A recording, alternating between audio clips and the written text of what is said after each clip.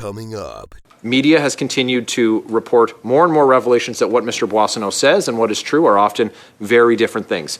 Do you think that Canadians should be concerned that the Liberal Party of Canada fundraised off of what we now know to be a lie, where Mr. Boissonneau had claimed to have Indigenous heritage, and that he used that same his company used that same false claim in an attempt to disenfranchise Indigenous-owned businesses and win contracts under that false pretense? Point of order, Mr. Chair. Indigenous leaders across the board are saying that abuse of this program is rampant. You're taking many companies off the list, and yet nobody's been held accountable for Indigenous identity fraud. I have in my order paper question that we asked for this September. It was given to your department. You answered us. That tells me that was your department that was responsible. Point of order, Mr. Chair. Is there anything in the Globe and Mail story on this that you dispute? Yes. It's to you. I think that sometimes people, their opinions reflected in that article reflect the opinions of Mr. Gary Hardle. Is there anything in the article that you dispute? I think, Mr. Chair, no, my questions are for Ms. I am the minister, Sultan. and I get to direct how the questions are no, answered you don't. and asked. No, you don't, I do. actually. You don't. This guy's garage. Like and subscribe. Minister Haidu, a former auditor for the Indigenous Procurement Program has stated that your Liberal government was warned about specific cases of alleged fraud. He said the government hamstrung auditors and repeatedly ignored warnings that the program was being abused by non-Indigenous companies. Why did you ignore the auditors' warnings? Well, first of all, I was deeply concerned to hear of this weekend. It was the first I heard of this allegation, and it took immediate action with the department, and I am calling for a full external audit of the program. A full external audit. In the case that's been outlined in the remarks of the former auditor, we see that having the government check its own work is not actually oversight. Are you able to tell us at whose direction Indigenous Services Canada determined that the department would take on full responsibility for confirming the eligibility of Indigenous businesses for the program after 2021? Well, what I can say is, first of all, I just want to thank you for the question. And it's clear by your question that we agree that a 5% procurement target is important and that we need to ensure that any program like this has integrity. So I appreciate the question. And I agree with you that if we don't have integrity of this program, that we're not actually going to be able to satisfy not just Canadians, but Indigenous people that a program like this is actually working to their goals. What I can say is that the company that was contracted by Indigenous Services Canada to do this work has made these allegations. They're very serious. As I said, I'm extremely concerned. I found out about these concerns this weekend and took immediate action to call for an external audit. The department is working now on what that will look like and will come back to me with a plan. Minister, is it your belief today that the program has integrity? It is my belief that there are many aspects of the program that are delivering for Indigenous companies. But look, even some misuse of the program puts the program at risk. And so for me, an allegation like that auditor has made is very serious. And I think we should all take it seriously and we should act on it. Minister Duclos, were you aware of Randy Boissonneau's claims of Indigenous heritage that were echoed and promoted by the Liberal Party of Canada, both on their social media and in fundraising efforts? Were you aware that he had made those claims?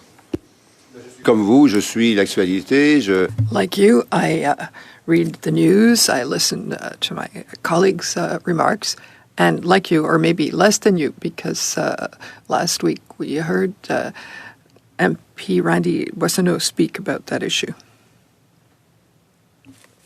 Raised off of what was a false claim. It was a lie that had been put forward. Now, if the lie was not Mr. Boissonneau, and Mr. Boissonneau claims it wasn't him who told the lie, in which case that would rest with the Liberal Party. They fundraised off it, and we've seen multiple instances now where they're trying to, the Liberal Party is trying to cover this up. Media has continued to report more and more revelations that what Mr. Boissonneau says and what is true are often very different things. Do you think that Canadians should be concerned that the Liberal Party of Canada fundraised off of what we now know to be a lie, where Mr. Boissonneau had claimed to have Indigenous heritage, and that he used that same his company used that same false claim in an attempt to disenfranchise Indigenous-owned businesses and win contracts under that false pretense? Point of order, Mr. Chair. Mr. Carr, point of order. Yeah, just perhaps the record can show, I think we established quite clearly last meeting when Mr. Boissonneau was present that he did not claim That's not a point of order. Heritage, nor did he at any point. So perhaps my colleagues cross the way when making such insinuations can be mindful of what the facts show. Well, on that point of order, Chair. Thank you, Mr. Carr. Point of order, Mr. Barrett. Yeah, as you well know, Mr. Carr's intervention is not a point of order. It does not reference any standing order. It's simply debate in an attempt to interrupt the proceedings. I was very respectful in my exchange in offering time to the ministers. What I'd ask is that Liberal members be as respectful, even if they're trying to cover for what is shameful behavior by the Liberal member for Edmonton, Randy Boissonneau, and his point of order, lies Mr. and Chair. false claims. Same point of order. So thank you, Mr. Barrett. We're quickly getting into debate here, but Mr. Carr, do you have a point of order? That Just very quickly on the same point of order, Mr. Barrett, I believe, began referencing shameful behavior and other allegations, which I don't think are actually points of order. Just for reference, thanks, Mr. Chair. Thank you, Mr. Carr. Let's get back to asking the questions that we're all here to hear the testimony of the ministers. I'm going to turn the floor back over to Mr. Barrett. You have a little bit more than 2 minutes left. I'd stop the clock, and so I'll hand the floor back to you, Mr. Barrett.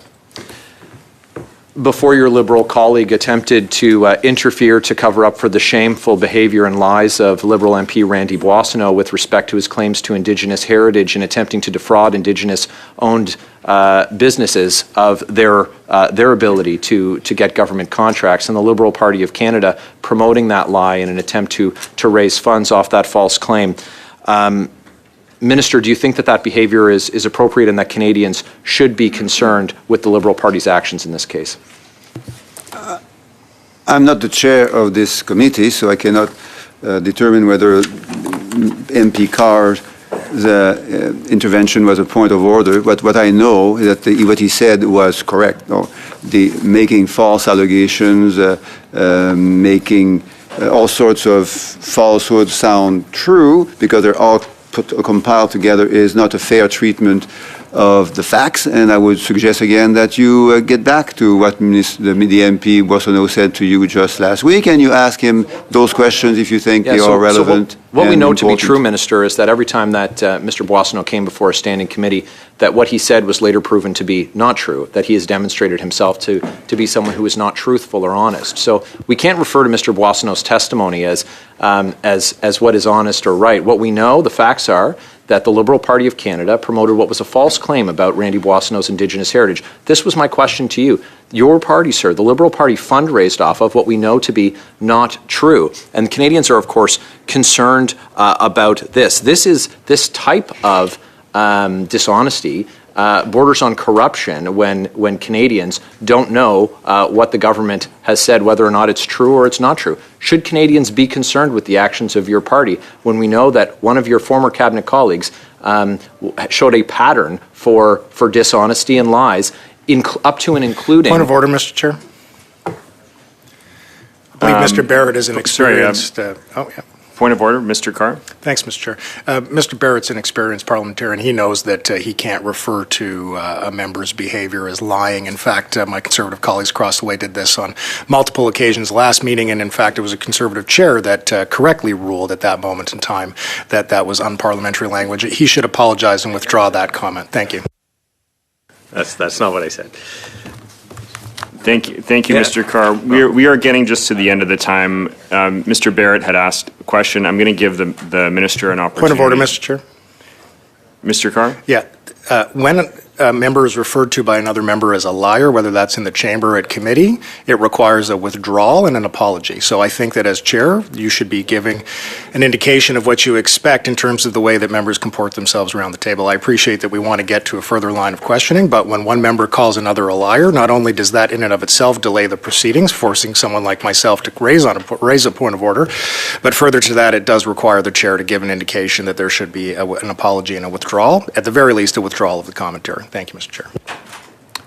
Thank you, Mr. Carr. And I do want to remind members to ensure that you are using parliamentary language at all time. You'll know that in Standing Order 18, you're not to use disrespectful or offensive language. And I just want to remind members of this. We don't want to get into this kind of behavior in this committee. We want to be able to get the testimony that we're all seeking to do here and that the House indeed ordered us to do. So I would just want to remind members to do that and just to not use disrespectful or offensive language in this committee. We are at the end of this time, but I want to give Minister Duclos an opportunity to respond. Merci, Monsieur le Président. Je vais juste répéter. Thank you, Chair. I'm just going to repeat in French what I said in English a few minutes.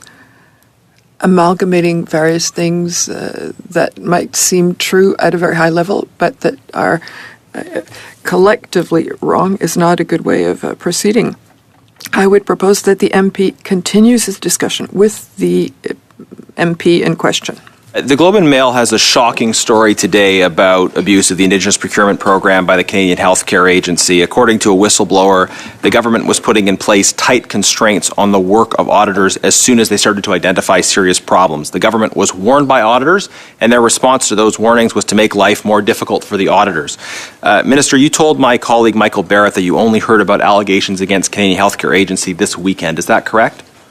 No, I did not. I told your colleague that I was made aware of the auditor's concerns overall about the program this weekend, and that it was deeply distressing to me, and that I. But you were previously aware of his allegations against Canadian Healthcare Agency? What I am saying is that that was the first I heard of Mr.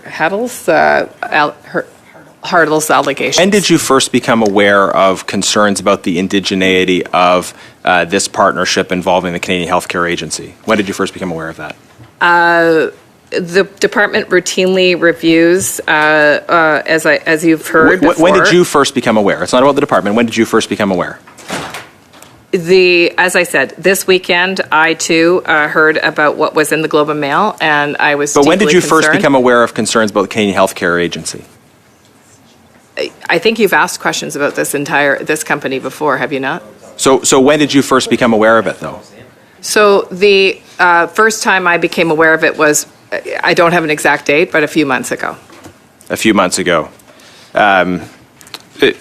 Minister, you said in response to my questions that, quote, I would say that it was an abuse of being on the list without adequate representation. You said this about Canadian Healthcare Agency back at the end of October, and you've tried to represent the facts in a very different way to my colleague, Mr. Barrett, which is disappointing to say the least.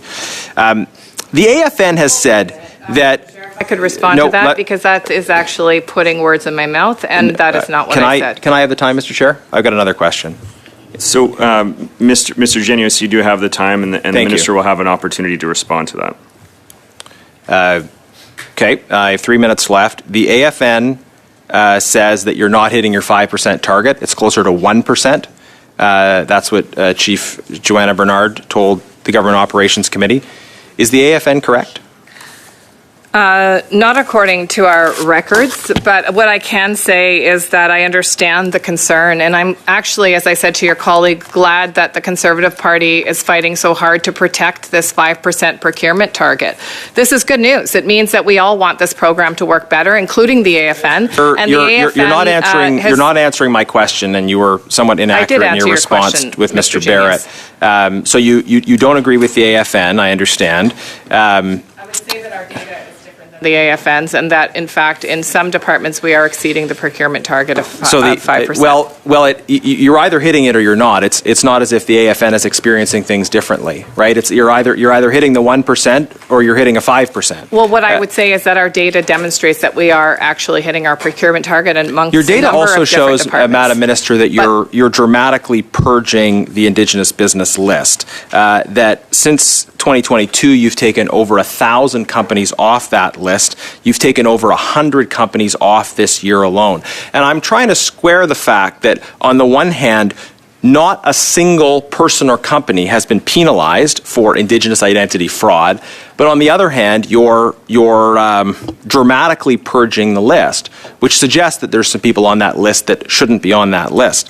How do you square the fact that Indigenous leaders across the board are saying that abuse of this program is rampant? You're taking many companies off the list, and yet nobody's been held accountable for Indigenous identity fraud. Well, actually, what I would say is that Indigenous peoples are saying that economic reconciliation and the work of the Government of Canada in terms of its procurement target is actually changing realities for Indigenous businesses across the country. But Sorry, I would Minister, say could that you just I agree answer the with question? You, Mr. Is it acceptable that nobody's been held accountable for Indigenous identity fraud by your government? What I would say is it's great that you care about this program Could you answer to the the degree question? that you do. Because what we all agree, Is it acceptable what we to all you agree about, that nobody has been Mr. held Chair, accountable? point of order. I can't answer the question, Mr. Chair. Mr. Carr.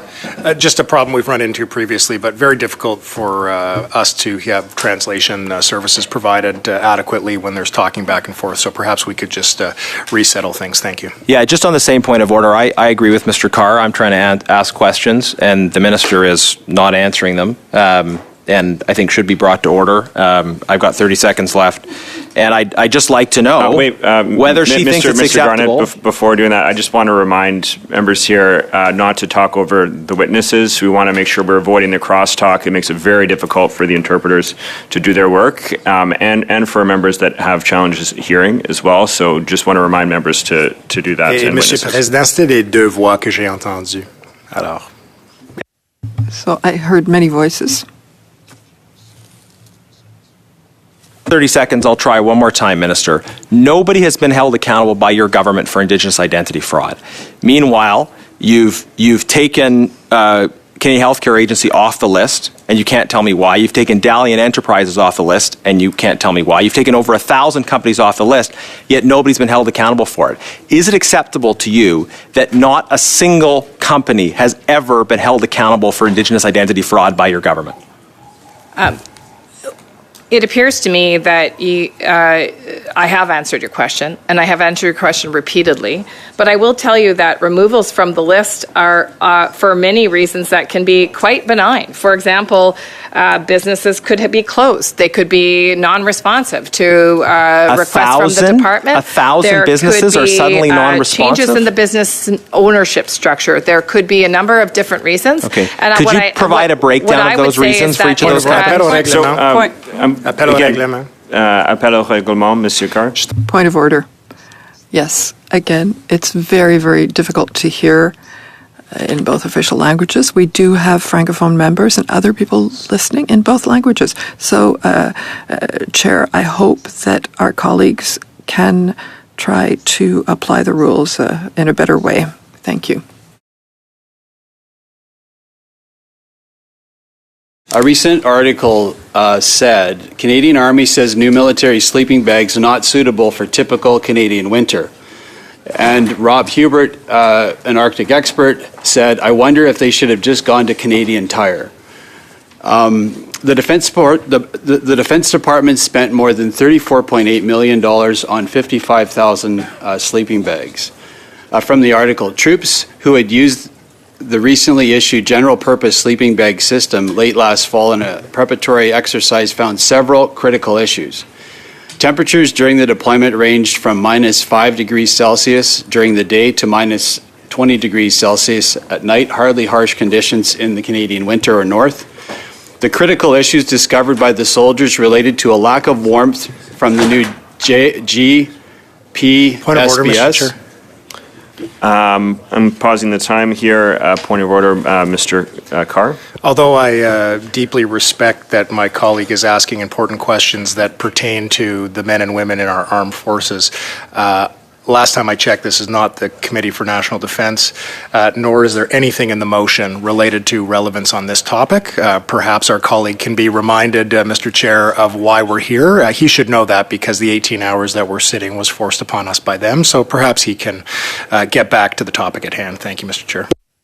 Thank you, Mr. Carr. We do provide a fairly wide range of latitude here, but I do want to remind members to make sure they're sticking with the matter at hand here as well. I did stop the time for Mr. Zimmer. You have a little bit more than 4 minutes. The critical issues discovered by the soldiers related to a lack of warmth with the new GPSBS, said the briefing note written on December 5th, 2023. Why would you buy 55,000 sleeping bags for $34.8 million that don't work in our Canadian North or the Arctic? Je pense que la réponse a déjà été suggérée par...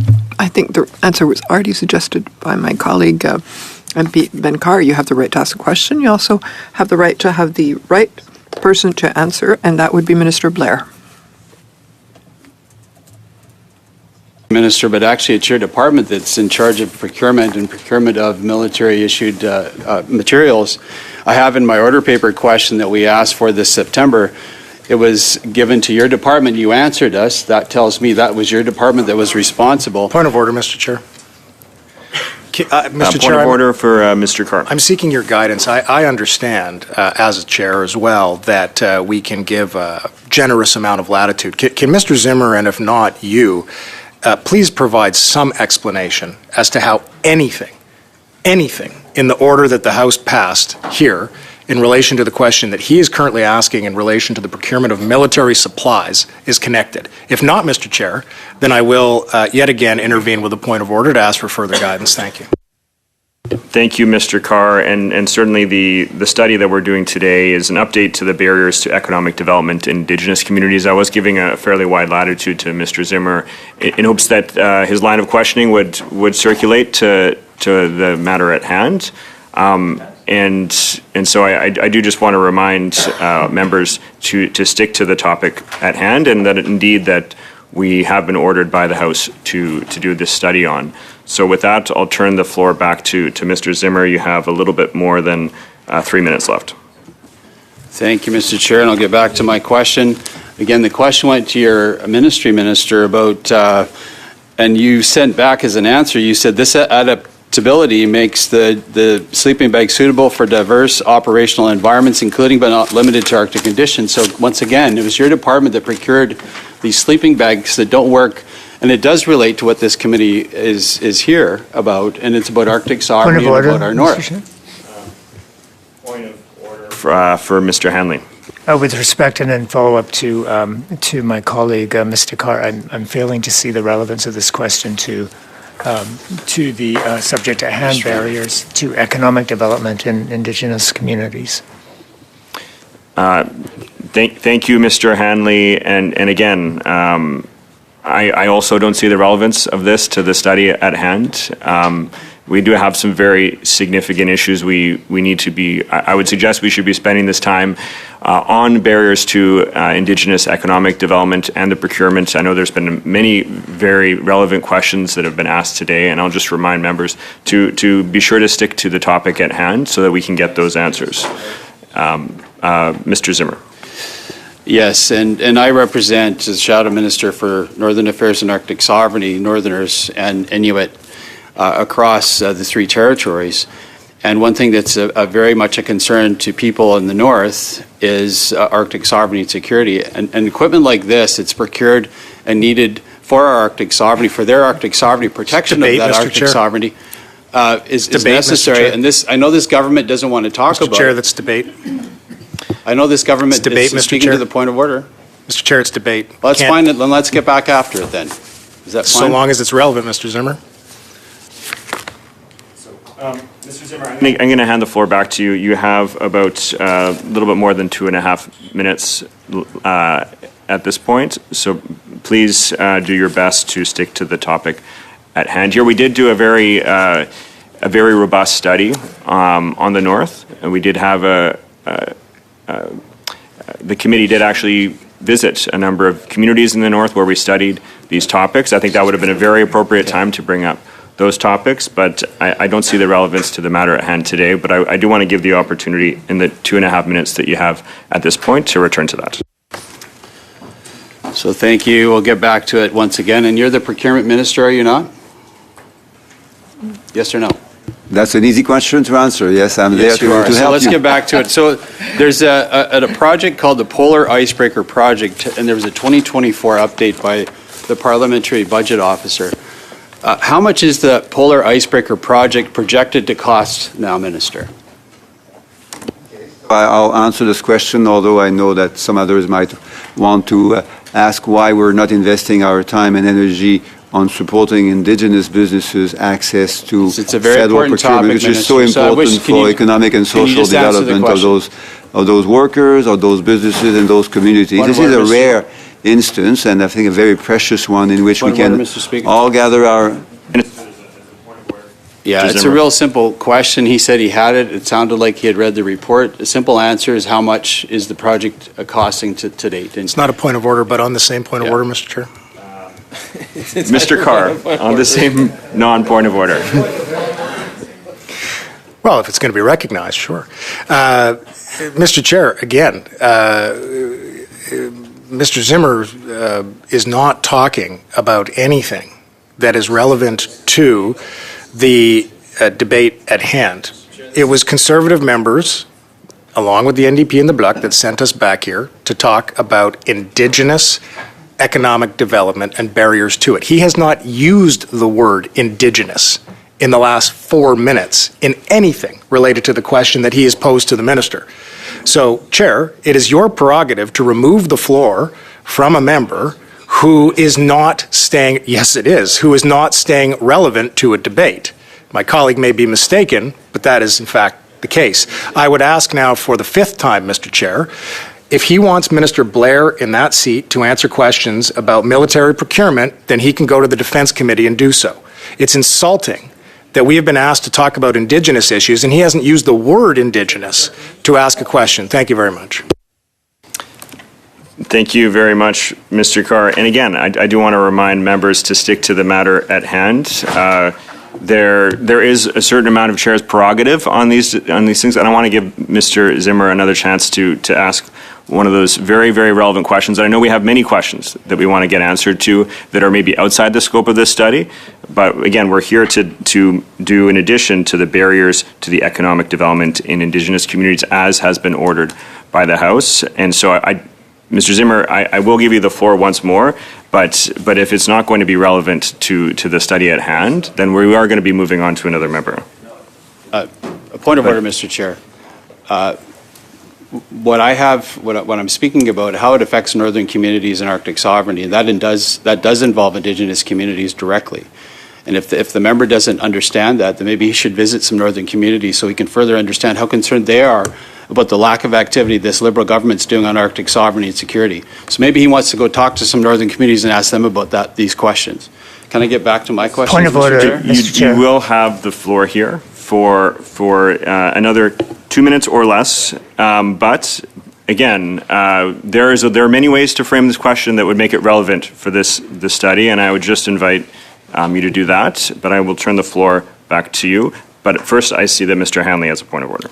Yes, I do. I would suggest that my friend Mr. Zimmer is engaging in debate rather than addressing a point of order, which is really about Indigenous procurement. Again, the topic is Indigenous procurement, not Indigenous as some kind of broad anything goes topic. Thank you. Thank you very much. And Mr. Zimmer, I'll hand the floor back to you. Thank you. And what we're here today is really talking about how this NDP Liberal government and its scandal around procurement, and specifically around Indigenous procurement. And I'm asking you a question about how much the icebreakers are costing, and it's all very relevant because it involves the North. So please, what are the Polar Icebreaker project that was supposed to cost $720 million announced by a previous Conservative government? What's the cost balloon to date, Minister?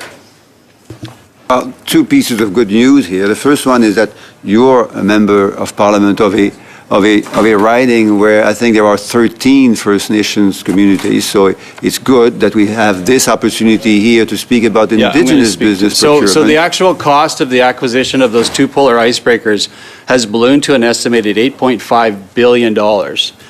And I think what's concerning to Northerners... Point of order. Point of order, relevance Ms. here. Gainey. Just getting there. If you would have waited 2 seconds. Yeah. The relevance here is Still is talking way about off. Northern issues, Indigenous. We are not talking about Northern issues. We're talking about the motion that was put before the House, which is why we're here. Thank you, Ms. Gainey. Again, I'm not seeing how this is relevant at all to the study at hand. If it would be useful, I'd be happy to circulate the motion again. The study at hand is, again, about Indigenous economic procurement and barriers to Indigenous economic development that we're dealing with today. So, again, Mr. Zimmer, we've been through this now through many points of orders. I don't want to keep... One last comment, then we'll move on. I will give you the floor for one last comment, and then we're going to move on to the next questioner. Yeah. Thank you, Chair. And I know, the NDP Liberals, whether it's you, Minister, or the panel across the way, doesn't want to answer these questions that really matter to Northerners and to our Arctic sovereignty. I understand that. You're wrapped up deep in scandal. You want to change the channel. I understand it's unfortunate. As Minister, you're refusing to answer my questions today at committee. Thank you. A great question we should be answering too, MP Zimmer, is how we would be supportive of your 13 First Nations communities in accessing federal procurement activities like the McLeod Lake First Nation, the Dog River First Nation, the Blueberry Rivers First Nations, and many others which are all located in your riding. So it would be great if we could spend time together within this particular setting to support the Indigenous businesses in your First Nations communities. Indigenous leaders have said that Indigenous identity fraud is rampant in this program, but no one has been held accountable. And I want to come back to that. Nobody has been held accountable by the government for Indigenous identity fraud. And let's zero in on one famous example, MP Randy Boissonneau. Now, his company, Global Health Imports, misrepresented their Indigenous identity. We know that now. There's no debate. They made a claim to be Indigenous. That claim was false. First question, has the Indigenous identity fraud of Randy Boissonneau's company been referred to the RCMP? So I believe I answered this question at my last committee appearance just a few weeks ago. The company in question, GHI, was never on the Indigenous business procurement list, and I believe Minister Duclos has additional information about... Yeah, just before you chime in, Mr. Duclos, my question is very specific. We know they engage in Indigenous identity fraud in order to increase their chance of getting business from the government. That's fraud. Has this case been referred to the RCMP? Monsieur le député Genuis, je pense qu'avant... Mr. MP Genuis, I think when we describe things, we have to be careful of the language that we use. You've said it's a fraud. You would need to prove this, and I can assure you that if there had been fraud, there is in the government, in an independent way, mechanisms to ensure that these cases of fraud be dealt with in the proper manner. Referring to the RCMP, but I am a bit struck, Mr. Duclos, that you think I should be careful saying that they committed fraud. They claim to be an Indigenous-owned business. They are not an Indigenous-owned business, but in the process of pursuing a contract with the Government of Canada, they falsely claim to be Indigenous. How is there any doubt about whether or not that is fraudulent? Ce n'est pas aux politiciens comme nous sommes de déterminer. It's not up to politicians that we are to determine whether there's any fraud. En cours de justice artificielle, je pense qu'on doit faire confiance aux experts. I think we have to trust the experts. Mr. Carr, it's really difficult to hear the minister. Like he wasn't answering the question, I jumped in. Monsieur le Président, je pense que... This farce is not allowed to go on at any other committee, Mr. Chair. So can you tell them to be quiet and let people actually do their work? Mr. Genuis, the witness, the minister, was in the middle of answering the question that you asked. And then before he could actually get to the answer, you interrupted him. I understand that there are times where you want to ask a pointed question, and that is very much the practice and procedure of committees, but it's very important that we don't have the crosstalk because of the interpretation and also because of members that might have challenges hearing. So I just want to remind members not to be cross-talking because of the health impacts, which we've been warned about many times on committees and in the House. But with that, Mr. Genuis, you have yes, 2 minutes and 45 seconds. So I'll just give the minister one more chance to answer the question. You have a company that I think quite clearly engaged in Indigenous identity fraud. You might say, well, maybe it wasn't quite fraud. Maybe they just lied in order to try to steal money from the taxpayers, but it wasn't really fraud. Have you referred information about this case to the RCMP? Je dirais qu'il y a le droit et la responsabilité. Vous avez... You have the right to your opinions, and we have the responsibility of validating whether there is fraud, and that responsibility has been put into operation in an independently, a politically independent way. Were you responsible for terminating the government's contract with Round Point Consulting? Pardon me. The contract with Round Point Consulting was terminated by the contracting authorities of Indigenous Services Canada, as the contracting authorities would in any situation. Who made that decision? It was any decision to terminate would be between the program authority, which is who I am, okay, and the contracting authority. So you made the decision? Sorry? So you made the decision? So it's a joint decision between myself and contracting authorities. Why was that decision made? The decision was made because the work that was being done under that contract had changed significantly from when it was put in place, and the statement of work that had been used to award that contract no longer reflected accurately what the contractors were doing, and the work essentially had diminished and was not required. Okay, they were in the middle of doing an audit into Canadian Healthcare Agency, and according to reports in the Globe and Mail, the government, so you told them to no longer look into indigeneity claims of companies. Is that true? No, what you just stated is not factual. Is the Globe and Mail story correct? The audit was done in 2016.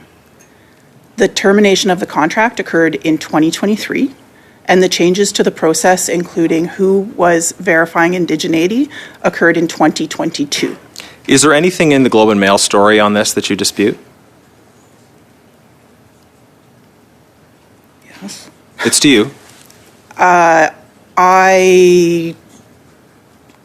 think that sometimes people, their opinions reflected in that article reflect the opinions of Mr. Gary Hardle.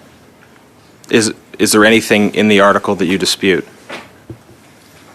I think, Mr. Chair, No, my questions are for Ms. I am the minister, Sultan. and I get to direct how the questions are No, you answered don't. and asked. No, Actually, you don't, I do. actually. You don't. I do. Stop. So, Mr. Genuis, your time is ready. Mr. Chair, it's obvious what you're trying to do. That the official responsible for this didn't want to answer the question, so the minister jumped in to prevent her from needing to answer it. It's obvious to everyone what's going on. That is not accurate, Mr. Chair. And the member of Parliament is, I would say, has asked the question, has received an answer.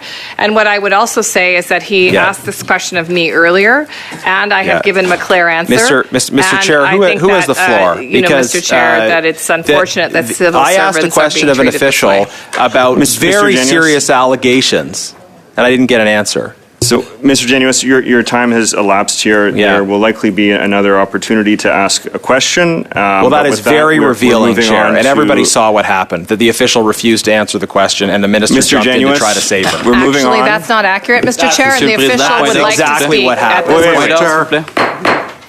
Mr. Chair, this is not respectful of officials that are working on behalf of Canadians. And you can let them answer the question. We're moving on to our next question here, Mr. Mr. Chair, the official would like to answer the question. All right, I'll give the official the opportunity to answer this, but we're over time here, and then we're moving on. Order. But first, we have a point of order from Mr. McLeod. Mr. Chair, you're allowing people to speak over each other. I have a hearing issue. Today I brought my device for captions, and I'm still struggling to follow because there's too many voices coming on. If we could just restrict it to whoever's on the microphone, it'd be greatly appreciated. Thank you for reminding members, Mr. McLeod. Of course, we need to limit the crosstalk here, both for interpretation and people that have hearing challenges. And I see on the same point of order we have Monsieur Lemire. Thank you, Chair. I also want to repeat that for Francophones who are listening to the debate, the interpretation is fundamentally important, and to speak over witnesses. Thank you. Thank you very much, Mr. Lemire. Just a very brief answer from Ms. Sultan, and then we'll be moving on to Mr. Batiste. Thank you for the opportunity to respond. I think that the allegations in that article are very troubling and need to be taken very seriously. There are multiple pieces of information in that article with which I disagree and have a different point of view. Thank you very much, Mr. Genuis.